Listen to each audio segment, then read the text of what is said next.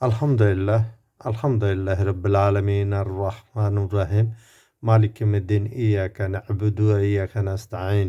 আলহামদুলিল্লাহ, আজ আমরা সূরা হজ এর ৬৭ নম্বর আয়াত অর্থাৎ ২২ নম্বর সূরা ৬৭ নম্বর আয়াত সম্পর্কে সংক্ষিপ্তভাবে জানার চেষ্টা করব।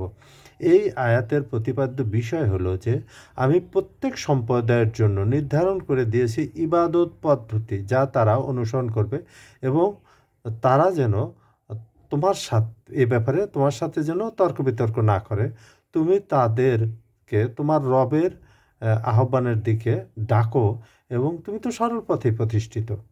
এই যে কথাগুলো আল্লাহ বলেছেন, যে তুমি আ ইবাদত পদ্ধতির ব্যাপারে আ আ আউযু বিল্লাহি মিনাশ শাইতানির রাজিম বিসমিল্লাহির রহমানির রহিম লিকুল্লি উম্মাতি জাআলনা মানসাকান হুম নাসিকু ফালা উনাজ্জিউন্নাকা ফিল আমরি ওয়াদ ওয়াদউ ইলা রাব্বিকা ইন্নাকা লাআলা হুদাম মুস্তাকিম। অর্থাৎ আ প্রত্যেক সম্প্রদায়ের জন্য আমি নিয়ম-কানুন নির্ধারণ করে দিয়েছি যা তারা অনুসরণ করে। কাজেই তারা যেন এ বিষয়ে কোনো তর্ক-বিতর্ক না করে। তুমি তোমার প্রতিপালকের দিকে ডাকো, তুমি অবশ্যই সরল পথে আসো।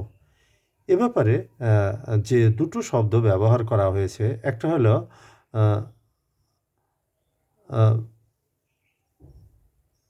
মাস মাসাদার মাসদার মাসাদার আর মানসাক।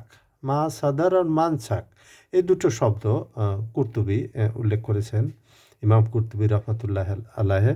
অর্থাৎ প্রত্যেক নবীর উম্মতের জন্যই আল্লাহ তাআলা নির্দিষ্ট শারিয়াহ ইবাদত পদ্ধতি যেটা আমরা জানি, তারা সে অনুসারে ইবাদত করবে। যদিও তাদের মধ্যে বিভিন্ন সময়ে বিষয়ে পার্থক্য ছিল, কারণ এক এক উম্মতের ইবাদত পদ্ধতি এক এক রকম ছিল।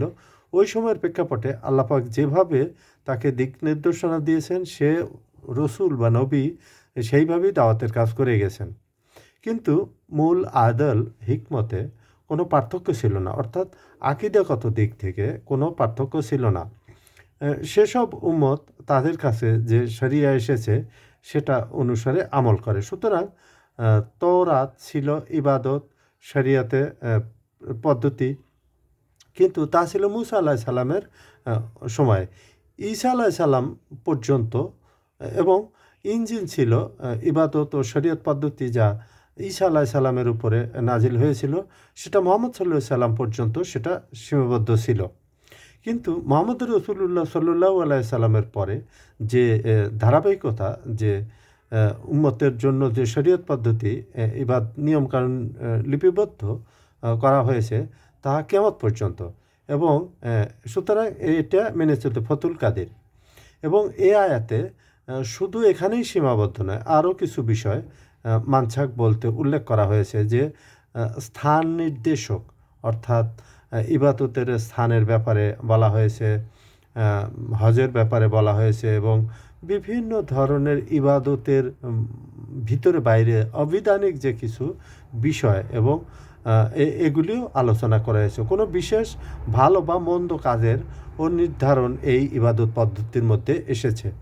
এ কারণে হজের বিধিবিধান এবং বিভিন্ন বিষয় সম্পর্কে বিস্তারিত এখানে আলোচনা করা হয়েছে, যে কোরআনে যতটুকু আছে সেটা হলো আকীদাগত দিক, এবং হাদিসের যে বর্ণনা সেটা হলো একটা, আমরা বলতে পারি যে কোরআনটা হলো একটা টেক্সট বুক, একটা থিওরিটিক্যাল বুক, আর প্র্যাকটিক্যাল এবং ব্যাখ্যা বুক যেটা সেটা হলো হাদিস।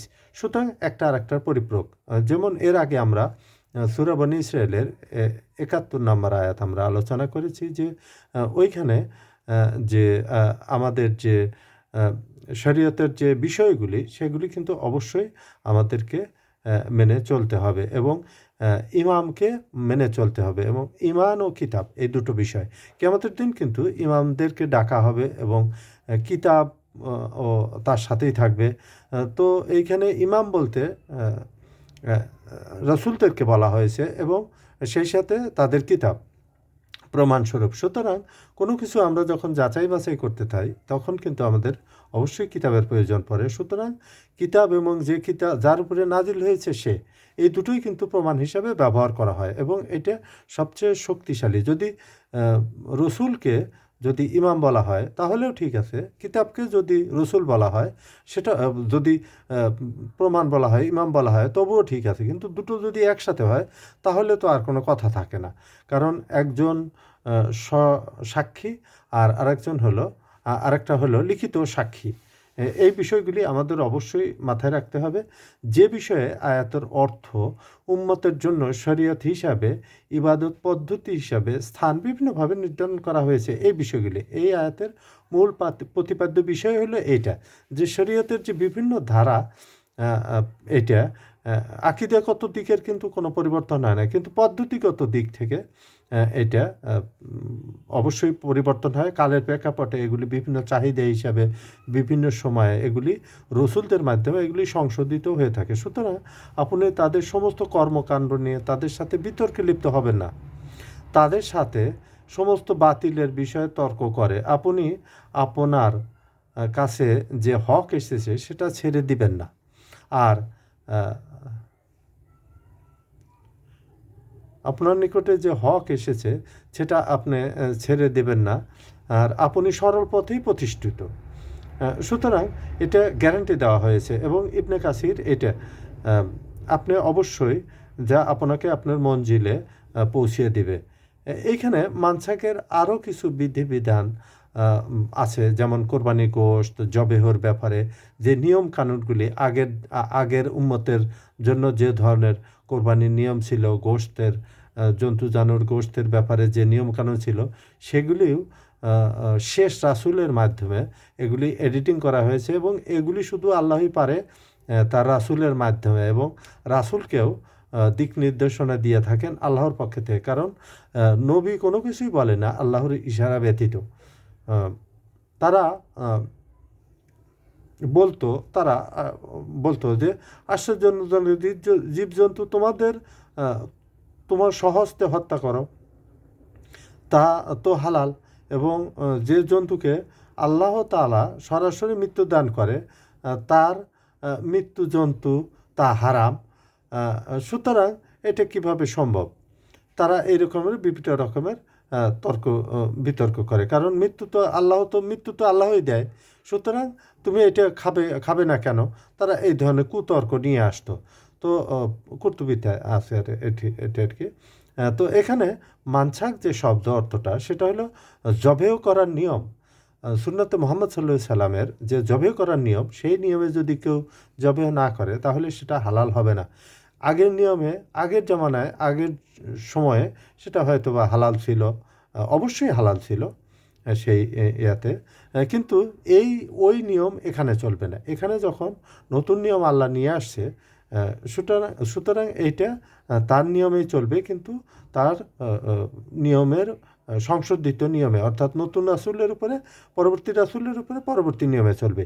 এই ভিত্তিহীন কথার উপর ভিত্তি করে নবীগণের সাথে বিতর্কে একেবারে নির্বুদ্ধিতা বলেছেন নবীগণের সাথে। কারণ নবীরা তো নিজের ইচ্ছায় কোনো কিছু বলেন না, তাই বলেন যে কথা আল্লাহ পাক তাকে দিক নির্দেশনা দেয়। ওমা আলাইনা ইল্লাল বালাগ। জাযাকাল্লাহু খাইরান ওয়া আহসানুল জাযা।